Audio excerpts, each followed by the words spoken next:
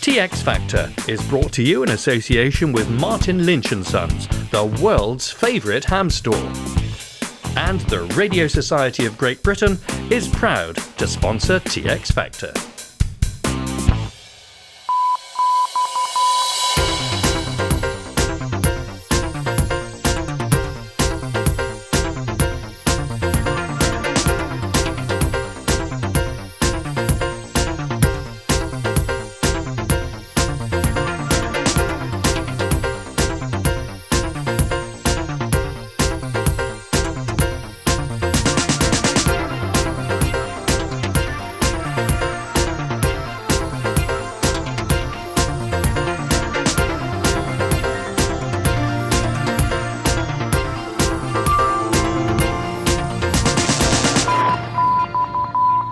Here's a quick brain teaser for our TX Factor viewers around the world. What's the difference between the British summer and the British autumn?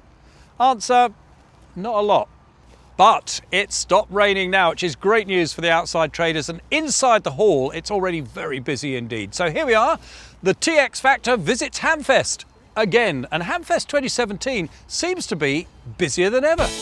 Well, in this episode of TX Factor, we meet the new owners of an established and well-loved amateur radio publication.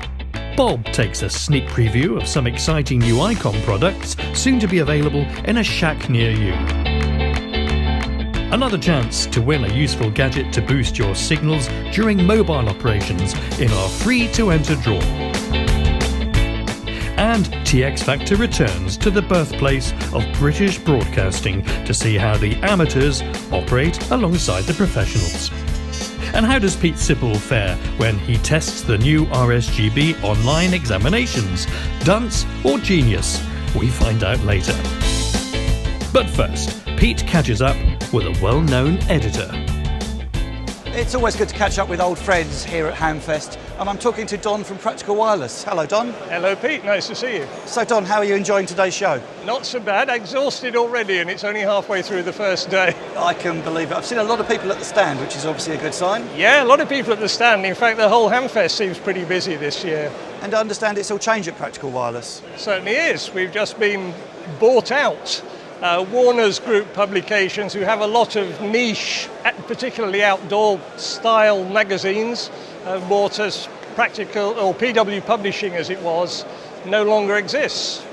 The guys have retired after many years of working very hard on it. They deserve it. And how long has Practical Wireless been going now? Well, the magazine's been going for 85 years, but it's gone through several owners during that time. And a few editors as well, of course. And a few editors, yes, yes. So what's the change going to mean for the magazine? Well, I think it's going to be very helpful, actually, because this is quite a big group that's bought it. They've got a number of titles. They've got their own distribution arm, their own subscription arm, their own printers. So I think there's a number of advantages. Not least, I think they'll have more clout with the publishing industry generally. PW Publishing was a wonderful little niche company, but they didn't have that much clout. And I think one of the most common complaints I got was, can't get it in WH Smith's or whatever. Hopefully this will all change. And we're going to have an electronic version as well, so that particularly for overseas readers who can't get hold of it or wait a long time for it to turn up in the post, they'll be able to just download it off the internet. It's an online e-publishing type. It's an e-publishing thing, yes. It's already live. As well as Practical Wireless, of course, there's your sister publication, Radio User, and I gather there's some changes there as well. Yes, Georg has only recently taken over from Andy, who was editor for about 5 years, I think. So he's getting up to speed, but very enthusiastic and enjoying his first Hamfest. Magic. I look forward to reading the report in the next issue. Absolutely. And, I'm just celebrating 4 years as editor now, so... Happy birthday. Well, thank you. Yeah, I started literally at the Hamfest 4 years ago, and I think I'm just about getting the hang of it. To find out a little bit more, I'm talking to Rob. Hello, Rob. Hello. So where are you from, Rob? We're from Warner's Group Publications, which is based in Bourne in Lincolnshire. And you've made a couple of acquisitions recently. Yes, Practical Wireless and Radio User, which were previously published by PW Publishing, which a lot of people in the hobby will know. But we've just bought both titles and moved them up to Lincolnshire in the last couple of weeks, including the archive, which It's extremely heavy and goes back to 1932. Indeed, been around for a long time. So why the acquisition? As a publisher, we specialise in hobbies, niche hobbies, across various different markets, ranging from caravanning and motorhome to bird watching to collecting old die-cast toys.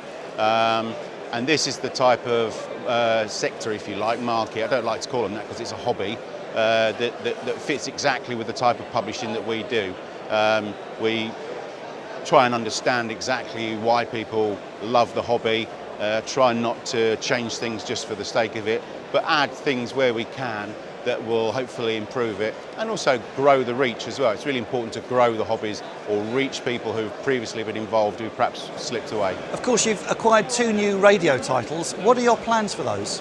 Always trying to look how we can increase the reach. What we've already done is increase the number of copies going into Central Europe and to the United States because we have deals already in place with distribution companies so that we can put copy into Germany, Holland, France, etc. The other thing that we've done, which is a major first and it's very important, I think, is we've introduced digital editions, so you can now download a copy of the magazine and subscribe monthly with the digital edition on any platform, Google, Apple, etc., etc. So that's a much more cost-effective way for hobbyists in, say, United States to get the magazines every month, because obviously posting a copy is not cheap. Really good that you've got the electronic versions finally. So what platforms are they on? It can work on any device, or so PC or Mac or tablet, even on your phone if you want to. It's responsive, so it will actually change to fit the screen size. You can embed rich media, so all the links, for example, the internet links within the articles or the adverts will be live, so you can click through. And you can add rich media, so like sound clips or video. Basically a lot more interactive. And the final question for you, Rob. Now you've acquired 2 radio titles, any plans for you to take on the amateur radio licence? Well, my father is registered and has been an enthusiast for 30 plus years, or as long as I can remember anyway. And he keeps telling me I'm supposed to be taking my foundation course. And we're currently selling the foundation course book as well, so I've got no excuses, have I? There you go, sign on the dotted line. Excellent, Absolutely. Rob, thank you very much. No problem.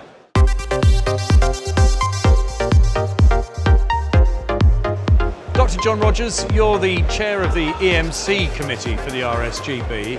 For your committee's observations of interference, how's it changed over the last few years? The biggest change really has been the increase in digital technology. Just about everything that's electronic in the home these days has a switch mode power supply. And that switch mode power supply generates what we call radio frequency interference at harmonics of the switching frequency. And these raise the apparent noise level and minimise the number of signals that people can receive. I think you and the committee have been concentrating on one particular EMC issue recently. Yes, we call it VDSL, Very High Speed Digital Subscriber Line. Most people know this as fibre to the cabinet.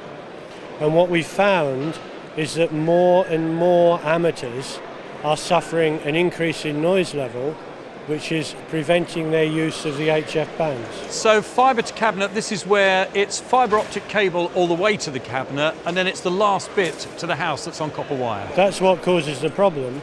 There are 2 cabinets involved. There's the voice cabinet and the fibre cabinet. And from there to the house, it's usually copper wire or aluminium wire, and it can either be above or below ground. If it's above ground, all of the wire acts like a transmitting antenna. You've been running a survey at the moment. The survey's been running throughout September. We asked 30 questions which tell us if you have problems with VDSL, and if so, how big they are. And we've had nearly 1,100 responses so far. It looks like we're going to get on close to 1,500 by the time the survey closes. And the thing that surprised us is how many people are actually seeing significant interference. By the time this gets onto everybody's TV screens, the survey will have closed. Have you got some early conclusions already from the data you've looked at? Correct. I mean, there are 2 types of interference. That which comes from downstream, which is from the exchange to the user, and that from upstream, which is from the user to the exchange. Now we've found that the upstream interference is quite strong if the user is a long way from the cabinet. This is because it doesn't reduce the power, it needs maximum power to get back to the exchange. And the thing that surprised us is 53% of the responders so far are actually seeing significant upstream interference. So as this interference level increases and you're getting more reports of it, what can we do about it? We already have in place with OpenReach an agreement that they will check the line balance of lines, providing we confirm it's VDSL. This is via the RSGB, not individual amateurs. And the other thing that can be done is the technology has notches built in to try and minimise the impact on the band. So we need to persuade, first of all, Ofcom that there is a problem, and secondly, OpenReach that there's something worth doing about it. As you need that evidence to persuade Ofcom that there's a problem, is this the way forward, getting the amateur radio community itself involved in gathering that evidence? It is certainly a way forward. We've also set up a second testing mechanism which we're using, which consists of a receiver in a vehicle which we can drive around, and we can log the 15 frequencies that are needed every 4 seconds as we drive around, and then produce a heat map showing where the interference problems are. This is a problem that's not going to go away, is it? So it very much relies on people reporting their experiences of interference. And we already have a mechanism set up on the site, but it hasn't had as much publicity. So in the last year we've had 100 reports of general interference and 1,100 of VDSL in a month. So that's the final question really, John. If amateurs think they are experiencing that kind of interference, how can they report it to you guys on the EMC committee? Look on the website, email emc.helpdesk@rsgb.org.uk.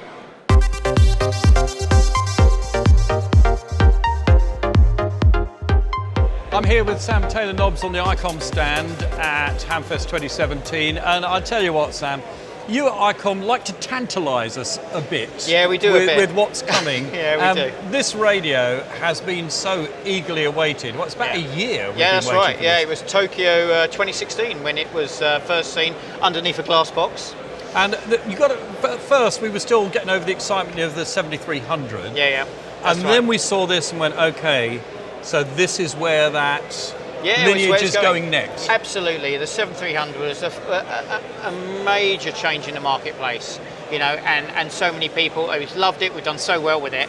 This was the natural way forward. This was with having the monitor input, the DVI input, and a few other bits and pieces. In a kind of a way, it's two 7300s bolted together with a bit more. So you could say, I don't know, 7300 on steroids, I don't know. But it's been so well received. And we're very, very, very pleased, very excited. So we've had to wait a while for this new baby. When's it actually going to be in the shops? I'd like to think that Santa's bringing it on his sleigh. Right, well I'm going to have to tell the person who looks after my Christmas list that they need to pass that note to Santa. So tell us about it then. It's more than just two 7300s bolted together, because this gives you a really comprehensive base station, it is. I guess. What was quite interesting, and I think the way forward, is the use of the menu. So every button does what it says it does, and very easy to switch to different things and make it do what you want it to do without having a degree in buttons to work it. It's a bit like cellular phones these days. You don't get instruction manuals with them. You just use them and they work, they do the job. And it's a bit like this product now with the 7610 and our predecessors, the 7300. Simple, easy to use for the consumer, take it out of the box and get on the air. What are the features then, Sam, that move the 7610 on from its ancestor, the 7300? Okay, well we've got a lot of things. We've got IP remote control interfacing. Obviously it has a 7-inch colour display. Also has a DVI output. So as we can see here, we've got a large widescreen monitor. This is actually a touchscreen monitor. As we know, the radio is touchscreen. This is a pre-production radio. Unfortunately, it doesn't have that feature, but it will have. That whatever you do on the screen, obviously it's touchscreen here. If you do this similarly on the monitor, it will change to whatever you require. So it's a really nice little bit of a Gucci feature. That's going to be very useful for me as my eyes get worse as I get older, because that is very easy to see. Also, the more observant amongst us have spotted that there are 2 readouts here. So it is a twin VFO, is it? Absolutely. And can you use those simultaneously? Can you listen on one Absolutely. receiver? So yeah, it's a that's dual right. receive. So it's a dual receive monitor, so you can listen to 2 bands simultaneously. We've also got things like Digicel, which is a pre-selector, which firmly shuts out any interference coming in. So all those little packages, all those little things we've kind of added into this box just to make it a little bit different. Can you route the 2 outputs separately? So, for example, you could be monitoring a data mode whilst operating, and you absolutely. Wow. Yeah, absolutely. So you can do both those things at once. Yeah. I think there'll be a lot of radio amateurs then who'll be writing their notes to Santa about this one, but it's not your only new baby, is it? We've got another one over here. No, that's right. We've got the IC-R8600 receive only from 10K to 3 gigs. It's quite interesting that we've got such a small receiver, but does so much for what it is. And again, I can see the lineage from its ancestor, the 7300. Yeah, absolutely. You know, you can see the design, and it's kind of roots. It's kind of evolving. Things are evolving. The Margolis, as we saw earlier with the 7610, the predecessor, although this is a receive-only device, you can see little things have been taken from it. What's the frequency coverage of this receiver then, Sam? Pretty big, I think, isn't it? Absolutely, from 10K to 3 gig. Wow. All in the one box? Yep. No absolutely. gaps? No gaps. So it'll also pick up P25, NXDN, DPMR, and D-Star. So a full featured. It's a professional radio. Absolutely. Really. I mean, in a way, it's a professional receiver, but in a very small box. You know, when you look at its predecessors, with things like the 9500 was it was like a spectrum scope. You know, it was like a full bit of test kit. This does so much in a very small box. And this follows the same menu structure as the 7300 and the 7610. So again, very intuitive to use. Absolutely. You know, this whole MMI man-machine interface, having something that people can take out of a box and get on listening to what's going on in the air. You can't connect this radio up directly to a monitor like you can the 7610, but I think you can use the Icom remote control software, can't you? So that you can get it up on a PC screen that way and remote control it. That's correct. So you will what's available is a product called the RSR8600, which is remote software. So enabling you obviously to control it from a PC or a laptop or whatever. And do you get the waterfall on this as well? Yes, you do. So it's very much as we've used the 7300, but with this massive receive spectrum. That's right. And we've talked about the massive coverage of this receiver going right up into UHF and into the gigahertz. And now all the UHF and VHF fans out there want to ask you, Sam, about the rumour that there's another radio, same sort of size as this, that's going to be a real boon for the VHF and UHF operator. Yeah, you've been looking at the reports coming out of Tokyo, I think. Yeah. Yeah, that's right. Behind a very nice glass box in Tokyo a few weeks ago, we launched the 9700 VHF and UHF, which has been amazing. The day after, back on Monday, after the show, we were getting calls and emails, everybody asking about it. And yes, it's going to be part of the family. You guys do like to build the anticipation, don't you? But I suppose that's part of the fun, isn't it? Absolutely, absolutely. Yeah, we haven't got it coming yet, but it will come. We'll get it, but not quite yet. A bit like the 7610. Bit of a wait, but worth the wait. I know a lot of our viewers will have been really interested to have a close-up look at these 2 new radios, and we look forward to seeing them for real very soon. Yeah, thanks for coming by. Still to come on TX Factor, the grand opening of G8 BBC, and in our next free-to-enter draw, your chance to win one of these. The Radio Society of Great Britain is proud to be a sponsor of TX Factor. The RSGB works to protect, promote and enhance the use, understanding and enjoyment of wireless communication within a constantly developing amateur radio environment. Earlier this year, the Radio Society of Great Britain published its 5-year strategy, which will lead its work up to 2022. The 8 strategic priorities will help the Society to achieve its overall aim, to have an active and thriving amateur radio community supported by a strong, representative and influential RSGB. You can find out more about the strategy and how it's being put into practice by reading editorials and features in Radcom, following updates on our website, and watching our latest strategy video. See the RSGB website for more information on how the Society can work for you. On TX Factor, we have a bit of a reputation with our competitions of finding things to give you the chance to win that you go, blimey, I didn't even know I needed that. And the best place to find those is always at Martin Lynch.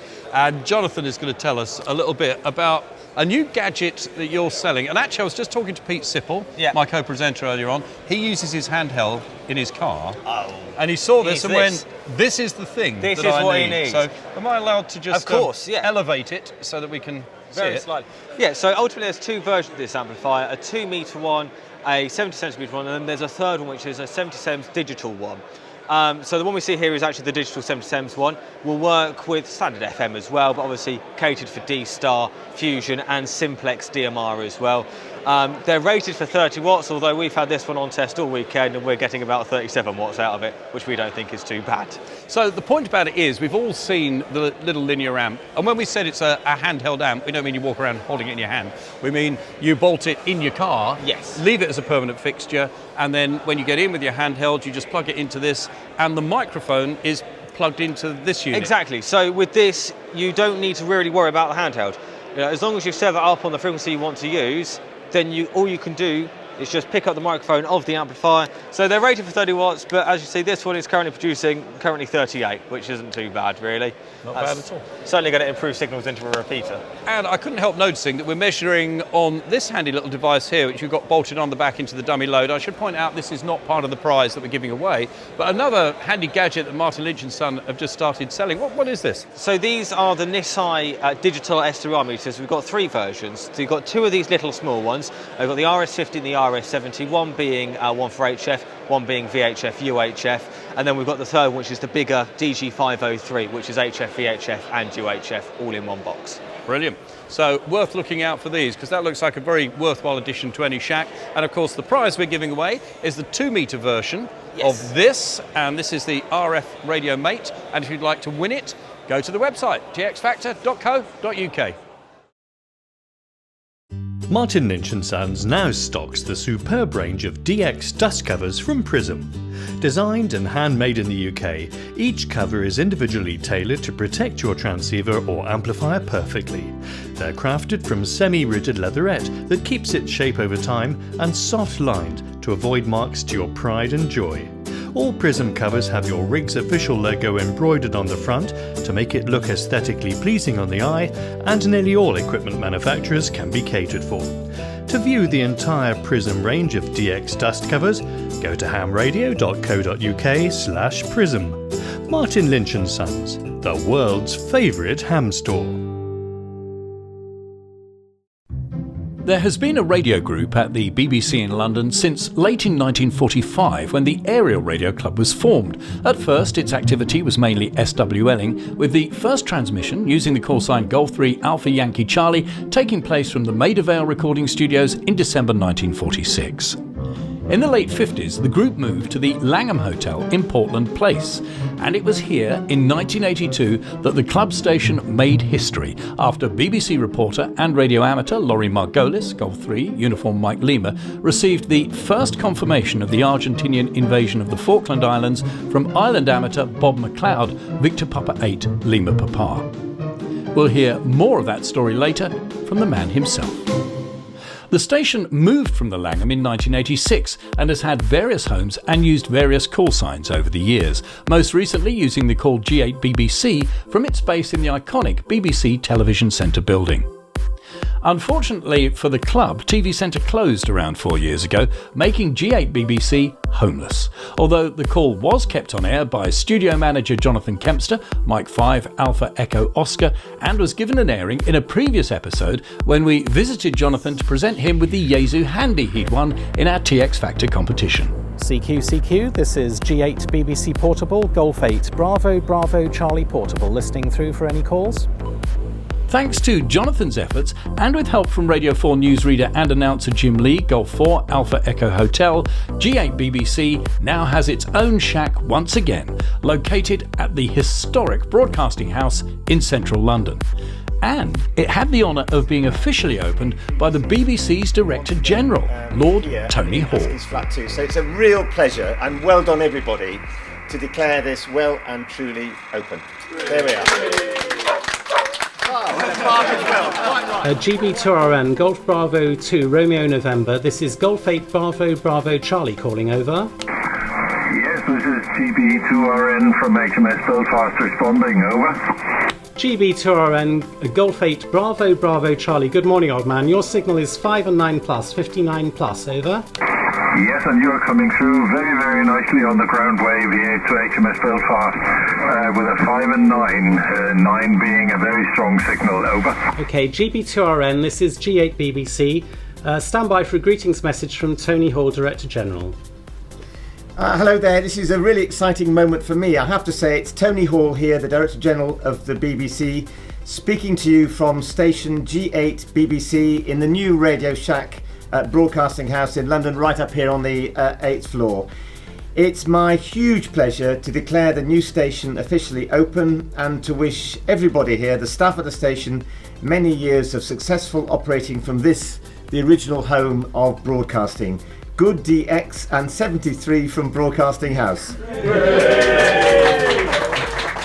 What is amazing about it, and I think it's wonderful about it, is that here, right on the top of where the BBC all began, really, we should have this club being able to broadcast around the world using this equipment and really doing its bit for amateur radio. And I think that tells you a lot about this organisation, tells you a lot about the people who work for it. I was saying earlier on, I do find something really quite exciting, almost romantic, at the notion that you can sit here and not know who's going to be out there, but have conversations with people around Europe, or potentially, as I've now learnt, if the sun spot frequency is all right, or whatever it is, in Brazil or anywhere. I think there's something rather exciting about that. In a world when, you think you can communicate to anywhere, actually, this is a very free form of communication, which I think is rather wonderful, rather exciting. So I'm thrilled this is all going on.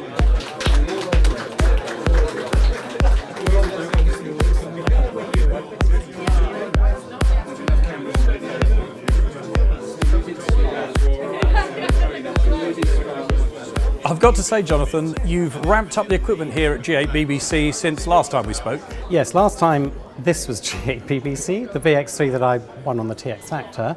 And if you'll remember in episode 8, we were on the balcony at the front of Old Broadcasting House, and that was it. In actual fact, two things have changed, because you've got more equipment now, but this time, when you put out a call, somebody came back. Exactly, yes, but we cheated a bit. We had a scheduled contact with GB2RN on HMS Belfast. They knew some time ago that we wanted the Director General to pass his greetings message to them, so they've been standing by for the last couple of hours. Fortunately, they kept 7088 on 40 metres free, and no one jumped on top of it, so we were able to have a good scheduled contact with them. Why is it so important to have an amateur radio station back here at the heart of the BBC? I think for me, it's a heritage issue, really. I mean, this is the original home of broadcasting in this country. Broadcasting House, built in 1932. Radio at that time, it was the internet of the age, People were listening in, as they called it. The BBC had expanded beyond all expectation from Savoy Hill. Brand fantastic new state-of-the-art broadcast centre here at Broadcasting House. It's the home of radio. It just seems appropriate that we have an amateur radio presence here. So Jim Lee and I, G4AEH, we moved very quickly to form a new group, the London BBC Radio Group, basically to preserve the call sign, activate it, and get a presence again here at the home of broadcasting, Broadcasting House. So it just seems, from a historic point of view, we should be on the air from here, really. And nice to get a ringing endorsement from the Director General, no less. Exactly. I mean, you can't get better than Tony Hall, really, can you? He is the head of the greatest broadcasting organisation in the world. So who else would we get to cut the ribbon on our brand new Radio Shack but Tony Hall? It's the obvious choice. And he, as you can see, he very kindly agreed to do it. And he's now member number 36 of the group. Thank you very much, and good luck with it all. Thank you very much. Good, thank you. Thank you.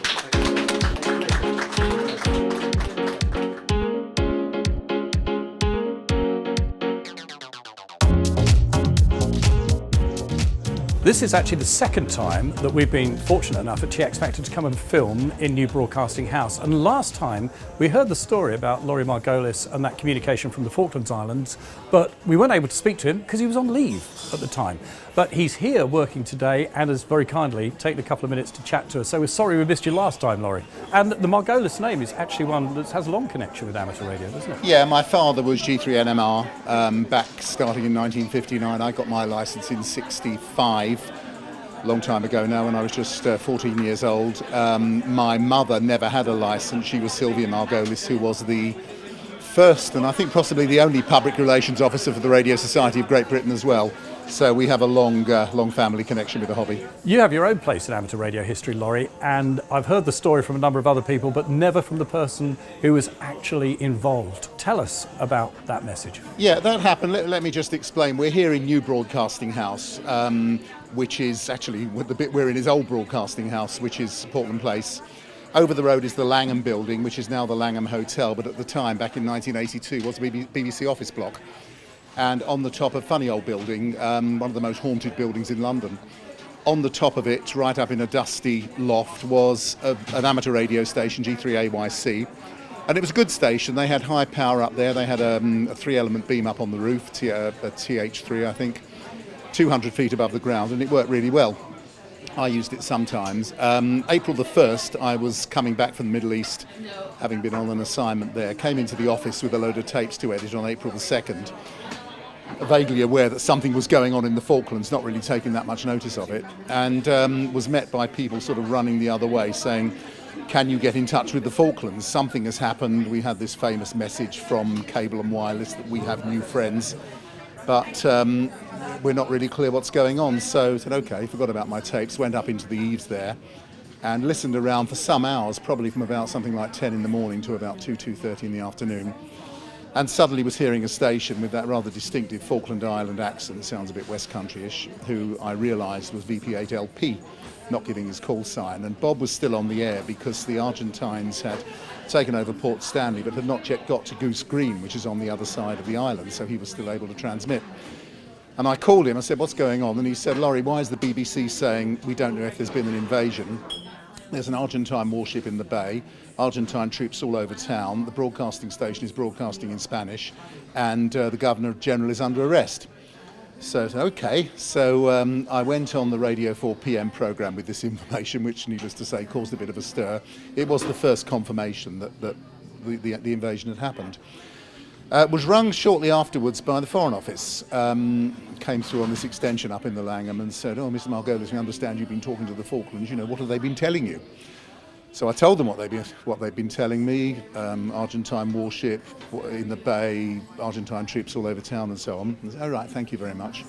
6 o'clock that evening, Lord Carrington stood up in the House of Lords, he was Foreign Secretary, and announced that the invasion had actually happened. And I was pretty confident in the information I had and went on to speak to Bob for some time afterwards until he eventually closed down. But it was only really 5 years ago, in 2012, when the 30-year papers were released by the government, that I had it confirmed that my information not only was good and accurate, but that it was the first they had. There is a paper which I have at home, government paper, sort of typed up thing, just saying a radio amateur at the BBC by name of Laurie Margolis said that he had spoken and this and that and the other, and so it appears that the invasion has happened. So it was always nice to see that 30 years on to know that I got it right. It was fortunate then that it was a journalist that was this end of the radio link, because you were able to pull out the right information, both in terms of communicating that to the BBC and in terms of asking the right questions, I guess, when you spoke to him. Yes, I mean, I'd been at the BBC for 8 years at that time, but I was fairly experienced journalist here and travelling. I'd been working in the Middle East up to the day before, so I knew what a story was, and this was a pretty massive story. And it was the first confirmation, as far as I'm aware, that the invasion had definitively happened.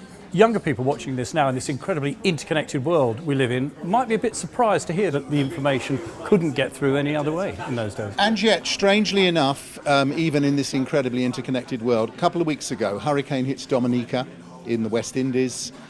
All communications are cut off. For some time, all of the information is coming up by amateur radio. They did re-establish communications eventually, but all of the initial stuff was by radio hams who were operating either by battery or solar power. And even now, when everything else goes down, if you've got a shortwave transmitter there somewhere powering it, maybe a bit of wire hanging from a tree, you can still get the news out. Do you think we're likely to get news stories like that via amateur radio again? Yeah, I'm not sure anything that big is going to happen again, and whether we will first hear about it by amateur radio. But, you know, our modern communications are dependent on wires and ground stations and the internet. The thing about amateur radio, it doesn't need any of that. It's a natural phenomenon.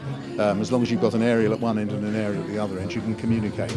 So it's unlikely, but it's not inconceivable it could happen again. A great story from Laurie Margolis, ending our G8 BBC News from London.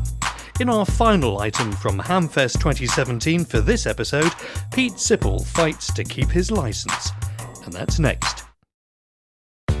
Each year, Martin Lynch and Sons hold their famous Hog Roast and Open Day at their massive showroom in Staines-upon-Thames. The date's always the same, it's the first Saturday in December. The Hog Roast is sponsored by Yaesu, Icom and Kenwood, who are always on site, along with the RSGB, BHI and other exhibitors. With special offers and discounts across the entire range of products, part exchange, lecture streams and demonstrations on ham radio topics, there's lots to see and do. It's free to enter, with free food and drink served throughout the day, starting at 8 AM. So, see you there.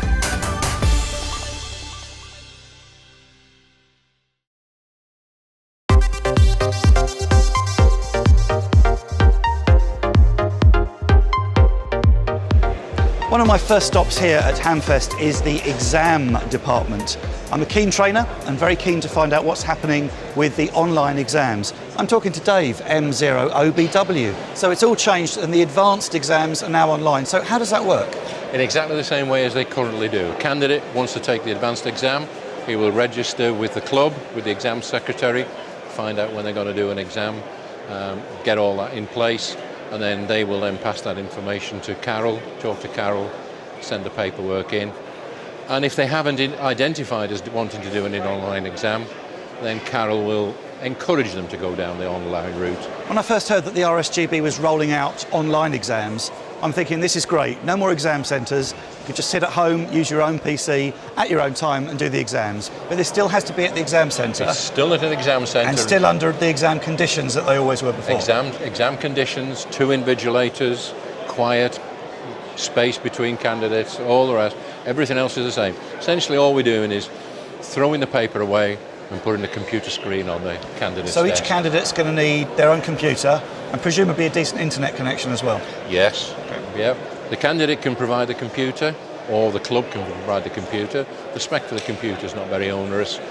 Most computers, laptops that have been bought in the last sort of 3 or 4 years, are easily capable of doing this. And what's the advantage of doing this over the internet live? With this, as soon as you've pressed the button and submitted your answers, then the system does the calculations and produces the result there and then.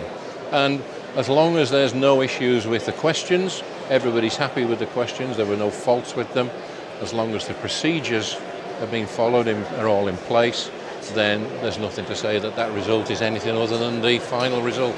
I'm assuming one of the other advantages of going online is that you can actually be a bit more flexible when it comes to how you write the questions. Could you use video, for example, or diagrams? Yes, in the while I've been here at the Hamfest, we've got a sample paper, and one of the questions is of a different style altogether, which we can't ask via paper. We can only ask it via a computer online. And yeah, there are 27 different styles of question we can think about using. We've obviously got to write the questions around those different styles. So we're there for advanced now, but my big question, of course, is what's going to happen with intermediate and my baby foundation? There's plans there, very imminent plans, that we'll be making an announcement very shortly about the intermediate exam going online. That will be available beginning of November, and the foundation will be the beginning of January. Can a club decide whether it goes with the old-fashioned paper way still, or is everything going to move over to the computerised version? We would prefer them obviously to go down the online route, and we're encouraging them to go there. So That's the plan long term, is that everything moves to the online model. We'd like to think that, yes, certainly. So, any chance I can give it a try and see what the questions are like? Of course, Right. take a seat. Okay then, Dave, so I've got an email screen here. What do I need to start off with? For this test, for this demonstration, you need to type in RSGB test. This takes you then to the front page of the actual paper itself. Okay. And you can see some of the details, and it's asking for a PIN code. Okay. The PIN code is something that the invigilator will give the candidates to make sure they all enter the exam at the same time.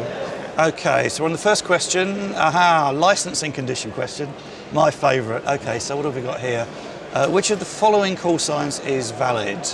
So we have 2M0, right, okay, I can immediately tell 2M0, that has got to be C, which is a intermediate Scotland. You going to help me here? I could not possibly comment. Okay, so I'm going to click C, and I'll move on to the next question. Can you jump anywhere in the questions? You can jump right to the last question. Okay. Yeah. So if I don't know the answer to that, I can just skip to another one. Okay, that's fair enough. Okay, so I'm on the next question now. Right, okay. This looks like an antenna question. Okay. Right, now this one's immediately too hard. Can I have another one? No, unfortunately, the paper is fixed. It's telling you haven't answered some of the questions. It's also telling you you've got a flag on one question. Right. You can do what you want about them. You can go back and sort it out, or you can accept them. In this case, we'll say sort it out. It's now marked it. What's it say, failed. Pete? Unfortunately, Pete has failed. Does that mean I've got to give my licence back? I think we'll overlook it this time. Thank you very much. This is Pete, still M0PSX, signing off. It's been another amazing Hamfest. We've really enjoyed it, haven't we, Pete? Very, very busy show. Takes it out on your feet, though, doesn't it? That's why we're sitting down now. You will notice we're in the chairs. Everybody around us is packing up, so you can hear the packing up kind of noises going on in the background. So in all the miles we've walked, going around and around the show, we've seen quite a lot of stuff. It's been very busy. It's been great to catch up with a lot of viewers as well. The number of people that have come up to us and said they've seen the show, they've been in touch with the show before. A couple came over and said they'd got their licence as a result of seeing the show and finding out more about amateur radio, which is great. Well, that was really brilliant. There was one guy I spoke to who said he'd been into amateur radio when he was a young man in his 20s, and then he got married, children, job, everything else. Life gets in the way. But he'd seen an episode of TX Factor fairly recently and thought, hang on a minute, I've got a licence. I can be doing all that stuff. And he got back into it. So we love that. Make sure you let us know about what inspires you in amateur radio, what you'd like to see in future shows. And of course, remember, if you want to find out more about all the stuff we've been talking about in this episode, check out our show notes at txfactor.co.uk. Now, there is one other thing that we found out. Go on. You got your licence under false pretences. What happened with that exam? Now, hang on a minute. We did say we weren't going to talk about that. We were going to do a deal. You don't mention that, and I don't tell your other half what's in the boot of your car. Yeah, I was rather hoping that I was just going to turn up and say, well, this old stuff, had it for ages. Usually works. See you for the next episode of TX Factor.